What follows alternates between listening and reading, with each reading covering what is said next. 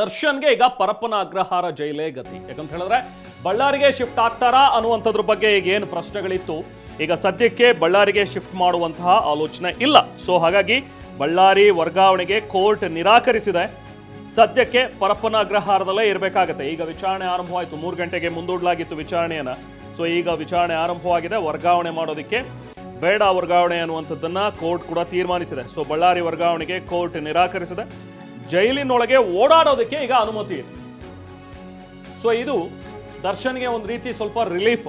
ಯಾಕಂತ ಹೇಳಿದ್ರೆ 30 ದಿನ ಆಯಿತು ನಾನು ಸೂರ್ಯನೇ ನೋಡಿಲ್ಲ ಅಂತ ಹೇಳಿ ದರ್ಶನ್ ಇವತ್ತು ಅಳಲನ್ನ ತೋಡ್ಕೊಂಡಿದ್ರು. ನನಗೆ ಕೈಕಾಲೆಲ್ಲವೂ ಕೂಡ ಫಂಗಸ್ ಬಂದ್ಬಿಟ್ಟಿದೆ, ಸೂರ್ಯನ ಕಿರಣಗಳೇ ಬೀಳ್ತಾ ಇಲ್ಲ ನನ್ನ ಬಾಡಿಗೆ, 30 ದಿನ ಆಯಿತು ಅಂತ ಹೇಳಿ ಅಳಲು ತೋಡ್ಕೊಂಡಿದ್ರು. ಹಿಂಗೆ ಆಗೋದು ಬಿಟ್ಟರೆ ಅಟ್ಲೀಸ್ಟ್ ನನಗೆ ವಿಷಾನಾದರೂ ಕೊಟ್ಬಿಡಿ ಅನ್ನೋ ಮಟ್ಟಕ್ಕೂ ಕೂಡ ಮಾತಾಡಿದ್ರು. ಸೊ ಈಗ ಕೋರ್ಟ್ ಒಂದು ರಿಲ್ಯಾಕ್ಸೇಷನ್ ಕೊಟ್ಟಿದೆ. ಜೈಲಿನ ಒಳಗಡೆ ಅವರು ಓಡಾಡಬಹುದು ಅನ್ನುವಂಥದ್ದು, ಅಂದ್ರೆ ತಮ್ಮ ಸೆಲ್ ಬಿಟ್ಟು ಹೊರಗಡೆ ಬಂದು ಓಡಾಡಬಹುದು ಅನ್ನುವಂಥ ಅನುಮತಿ. ಇನ್ನೊಂದು ಖುಷಿ ವಿಚಾರ ದರ್ಶನ್ಗೆ ಅಂದ್ರೆ ಹಾಸಿಗೆ ದಿಂಬಿಗೂ ಕೂಡ ಅನುಮತಿ ಸಿಕ್ಕಿದೆ. ಕೊನೆಗೀಗ ಅಷ್ಟು ದಿನಗಳಿಂದ ಕಳೆದ ಒಂದು ಹೆಚ್ಚು ಕಮ್ಮಿ 1 ತಿಂಗಳಿಂದನೂ ಕೂಡ ಹೋದಾಗ್ಲಿಂದನೂ ಕೇಳ್ತಾನೆ ಇದ್ರು, ನನಗೆ ಹಾಸಿಗೆ ದಿಂಬು ಒಂದು ಎಕ್ಸ್ಟ್ರಾ ಕೊಡಿ ಅಂತ ಹೇಳಿ. ಈಗ ಕೋರ್ಟ್ ಅದಕ್ಕೆ ಅಷ್ಟು ಒಂದಿದೆ. ಒಂದು ಜೈಲಿನೊಳಗೆ ಓಡಾಡೋದಕ್ಕೆ ಅನುಮತಿ ಸಿಕ್ಕಿದೆ, ಇನ್ನೊಂದು ಹಾಸಿಗೆ ದಿಂಬಿಗೂ ಕೂಡ ಓಕೆ ಅಂದಿದೆ ಕೋರ್ಟ್. ಒಂದು ತಕ್ಕ ಮಟ್ಟಿನ ರಿಲೀಫ್ ಅಂತ ಹೇಳ್ಬೋದು ದರ್ಶನ್ಗೆ.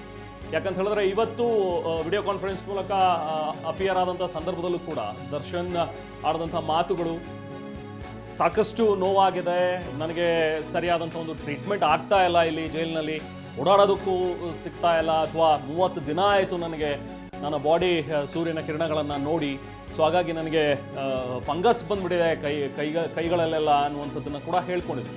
ಸೊ ಕೊನೆಗೀಗ ಹೆಚ್ಚುವರಿ ಹಾಸಿಗೆ ದಿಂಬು ನೀಡೋದಕ್ಕೆ ಕೋರ್ಟ್ ಅನುಮತಿಯನ್ನು ನೀಡಿದೆ. ಜೈಲು ಕೈಪಿಡಿಯನ್ನು ಅನುಸರಿಸಿ ಅನ್ನುವಂಥ ಒಂದು ಸೂಚನೆಯನ್ನು ಕೂಡ ಕೊಟ್ಟಿದೆ. ಅಂದರೆ ಜೈಲಿನ ಮೆನ್ಯೂ ಪ್ರಕಾರನೇ ನಡ್ಕೊಳ್ಳಿ ಅಂತ. ಈ ಹಿಂದೆನೂ ಕೂಡ ಜೈಲರ್ಗಳು ಅದನ್ನು ಹೇಳಿದರು, ಇಲ್ಲ ಜೈಲ್ ಮೆನ್ಯೂ ಏನಿದೆಯೋ ಅದ್ರ ಪ್ರಕಾರನೇ ನಾವು ಅವ್ರಿಗೆ ಏನು ಸವಲತ್ತು ಕೊಡಬೇಕು ಅಥವಾ ಏನು ಆಹಾರ ಕೊಡಬೇಕು ಅಥವಾ ಬೇರೆ ಏನೇ ವಿಚಾರಗಳಿದ್ರು ಕೂಡ ಅದನ್ನು ಜೈಲ್ ಮೆನ್ಯೂಲಿ ಏನಿರುತ್ತೋ ಅದ್ರ ಪ್ರಕಾರನೇ ನಾವು ಮಾಡ್ತಾ ಇದ್ದೀವಿ ಅನ್ನುವಂಥದ್ರ ಬಗ್ಗೆ ಹೇಳಿದರು. ಈಗ ಕೋರ್ಟ್ ಕೂಡ ಹೇಳಿದೆ, ಜೈಲು ಕೈಪಿಡಿಯನ್ನು ಅನುಸರಿಸಿ ಸದ್ಯಕ್ಕೆ ಬಳ್ಳಾರಿಗೆ ವರ್ಗಾಯಿಸೋದಕ್ಕೆ ಸಕಾರಣಗಳು ಇಲ್ಲ ಅನ್ನುವಂಥದ್ದು ಕೋರ್ಟ್ನ ಅಭಿಪ್ರಾಯ. ಪಬ್ಲಿಕ್ ಪ್ರಾಸಿಕ್ಯೂಟರ್ ಕೂಡ ಏನು ಕೇಳ್ತಾ ಇದ್ರು, ಇವರನ್ನ ಮತ್ತೆ ವಾಪಸ್ ಬಳ್ಳಾರಿ ಜೈಲಿಗೆ ಕಳಿಸ್ಬೇಕು, ಹೇಗೂ ವಿಚಾರಣೆ ನಡೆಯೋ ಸಂದರ್ಭದಲ್ಲಿ ವಿಡಿಯೋ ಕಾನ್ಫರೆನ್ಸ್ ಮೂಲಕ ಅವರು ಹಾಜರಾಗಬಹುದಾಗತ್ತೆ, ಸೊ ಇಲ್ಲೇ ಇರಬೇಕು ಅನ್ನುವಂಥದ್ದೇನಿಲ್ಲ, ಅಲ್ಲಿಂದನೇ ಬೇಲ್ ಪಡೆದು ಅವ್ರು ಹೊರಗಡೆ ಬಂದಿದ್ದು, ಬಟ್ ಮತ್ತೆ ಬಳ್ಳಾರಿ ಜೈಲಿಗೆ ಶಿಫ್ಟ್ ಆಗಬೇಕು ಅನ್ನುವಂಥದ್ರ ಬಗ್ಗೆ ಒಂದಷ್ಟು ವಾದ ಇತ್ತು. ಆದರೆ ಈಗ ಕೋರ್ಟ್ ಅದನ್ನು ಒಪ್ಕೊಂಡಿಲ್ಲ.